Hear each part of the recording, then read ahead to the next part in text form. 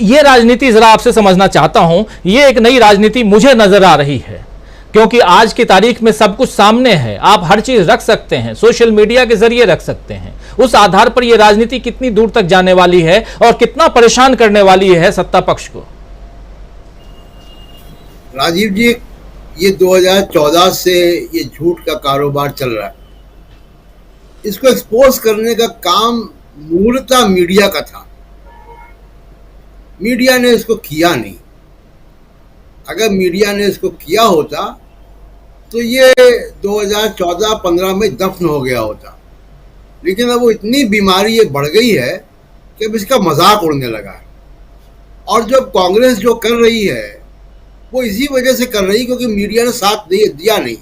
अब कांग्रेस को समझ में आया कि उनको खुद ये काम करना पड़ेगा जो मीडिया को करना चाहिए, इसलिए वो सबूत लेकर जा रहे हैं। और आप देखिएगा कि ये जो 70 साल में कुछ नहीं हुआ, ऑलरेडी सोशल मीडिया में इसका मजाक उड़ने लगा है और इसका गली गली, मोहल्ले मोहल्ले, गांव गांव आप देखिएगा मजाक उड़ेगा। तो जब दिल्ली से या कहीं से कोई चीज चलती है नीचे की तरफ तो फिर वो सारे देश में जाती है। तो अब मैं देख रहा हूँ कि ये नैरेटिव चलेगा नहीं। बीजेपी के साथ एक बड़ी समस्या राजीव जी क्या हो गई है कि पिछले कुछ दिनों से एक तो उनको रिस्पॉन्ड करना पड़ रहा है इंडिया गठबंधन को लेकर या किसी चीज को लेकर, क्योंकि मोदी साहब राजनीतिक चुनौती नहीं लेते हैं। वो एजेंसीज के थ्रू, पुलिस के थ्रू, इंटेलिजेंस ब्यूरो के थ्रू उसी की आड़ में काम करते हैं कि बीबीसी ने डॉक्यूमेंट्री बनाई तो इनकम टैक्स भेज दो, अशोका यूनिवर्सिटी ने के किसी प्रोफेसर रिसर्च भेजा किया तो वहाँ पे इंटेलिजेंस ब्यूरो भेज दो, कोई हमारे खिलाफ राजनीति कर रहा है लालू प्रसाद यादव या आरजेडी तो उनके यहाँ उनकी बेल की अर्जी कैंसिल कराने की पिटीशन दिलवा दो सीबीआई से। तो ये सीबीआई, ईडी, इन सब की आड़ में क्या हुआ कि बीजेपी ने अपनी जो राजनीतिक क्षमता है, जो उनका पॉलिटिकल मैसेजिंग का तरीका है, वो खत्म कर दिया। वो दो चीज पे है केवल उनका, कि नफरत वाले मामलों पे और दूसरा कि 70 साल पे आपने कुछ नहीं किया जी। तो ये जो दोनों चीजें हैं बीजेपी को, मुझे लगता है कि उनके जो कम्युनिकेशन के प्लानर्स हैं, जो उनके स्ट्रेटेजिक एक्सपर्ट अगर हैं कोई तो उनको बैठना होगा, दिमाग लगाना होगा कि बीजेपी 2024 में कैसे जाए। मेरा अंदाज राजीव जी ये है कि अंततः पहली बार शायद मोदी जी को इंडिया गठबंधन से और राहुल गांधी से, मल्लिकार्जुन खड़गे से, ममता बनर्जी से, लालू प्रसाद यादव से, नीतीश कुमार से, स्टालिन से, अखिलेश यादव से, इन सब से पॉलिटिकल लड़ाई लड़नी पड़ेगी जी। वो पॉलिटिकल लड़ाई लड़ने के लिए अभी राजी नहीं है। उनको लग रहा है कि ये मीडिया के पीछे छिप के और किसी को तिहाड़ की याद दिलाकर, किसी को कुछ याद दिलाकर हम निकल सकते हैं, ऐसा होगा नहीं। और आप देखिएगा कि धीमे धीमे जो मीडिया इनकी गोदी में बैठा हुआ है वो मीडिया भी बहुत समय तक ये साथ देगा कि आप उनको सरेआम गालियां दें तो वो चल नहीं पाएगा। दूसरी बात, जब मैं दोबारा आऊँगा तो बात करूँगा कि मोदी जी जो जोहान्सबर्ग में है वो हमको किस खबर का इंतज़ार जोहान्सबर्ग से करना चाहिए ब्रिक्स की मीटिंग में, और मैं उसकी एक भविष्यवाणी भी शायद कर पाऊँ कि वो खबर आएगी नहीं। तो जब सेकेंड राउंड में आऊँगा तो बात करूँगा।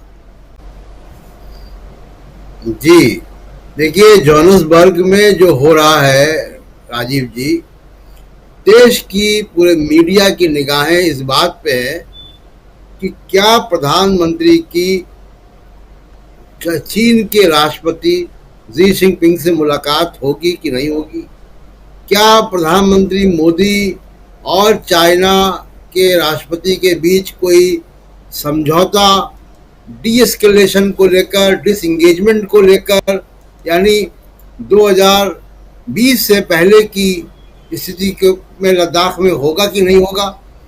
ये सवाल हैं। और अब इसकी पृष्ठभूमि क्या है? राहुल गांधी से सवाल पूछा बीजेपी के एक सांसद ने लद्दाख के, और उन्होंने कहा दिया कि भारत जोड़ो यात्रा में मैं नहीं आ पाया था, अब आऊँगा लद्दाख जी। तो लद्दाख पहुंच जाते हैं। वो बड़ा टाइमिंग है लद्दाख पहुंचने का, और बड़ी कोशिश दोनों तरफ से हुई, चीन की तरफ से भी हुई, भारत की तरफ से भी हुई। 19 राउंड कमांडर्स की मीटिंग हुई है। 19वां राउंड अभी पिछले सप्ताह ही खत्म हुआ, और उस 19वें राउंड में भी कोई सहमति नहीं बनी डिसएंगेजमेंट की। और उसके बाद क्योंकि प्रधानमंत्री मोदी को जोहान्सबर्ग जाना था, तो उसका स्केल बढ़ाया गया मीटिंग का, और मेजर जनरल लेवल की मीटिंग हुई। वो मीटिंग भी शुक्रवार से चल रही है कुछ रिपोर्टों के मुताबिक, 4 दिन से, यानी जब राहुल गांधी वहाँ हैं तो वो मीटिंग्स चल रही हैं। इस बीच कोई अभी तक खबर नहीं आई है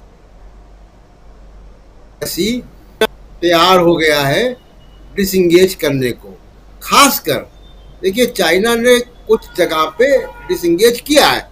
जैसे मैंने पहले ही बताया था कि गोरगा हॉट स्प्रिंग एरिया में उसने किया है, पैंगोंग सो लेक पे के पॉइंट 15 पे उसने किया है, तो ये गालवन वैली में किया है उसने। लेकिन जो असली जो हमारे जो चाइना से अभी जो बातचीत हो रही है वो डेप्सोंग प्लेन्स और डेमचौक की है। अब इस पे चाइना ये कह रहा है, जहाँ बात फंसी हुई है, कि ये हमारे कब्जे में 2020 से पहले से है। अब देखते हैं कि क्या रिजल्ट निकलता है उसका। अब उसमें रोचक बात राजीव जी ये है, रोचक क्या है, एक जानकारी ये है कि लेह की सुपरिटेंडेंट ऑफ पुलिस, उनका नाम है पीडी नित्या। पीडी नित्या अभी भी सुपरिटेंडेंट पुलिस है। वो दिल्ली में डीजीपीज की कॉन्फ्रेंस में आई थी। उन्होंने एक रिसर्च पेपर यहाँ पे जमा किया था। उस रिसर्च पेपर से बात सामने आई कि 775 किलोमीटर के इंडिया चाइना बॉर्डर में लद्दाख में 65 चौकियां हैं, 65 पेट्रोलिंग पॉइंट्स हैं। उन 65 में 26 पेट्रोलिंग पॉइंट हम चाइना को खो चुके हैं। वो रिसर्च पेपर उनका हटा दिया गया वेबसाइट से, गृह मंत्रालय की। तो ये जो 26 पॉइंट हैं, ये चर्चा का विषय है। अब आप देखिए कि किस पृष्ठभूमि में राहुल गांधी लद्दाख में है। मैं इसलिए कह रहा हूं कि इसमें देशवासियों का दबाव बनना चाहिए,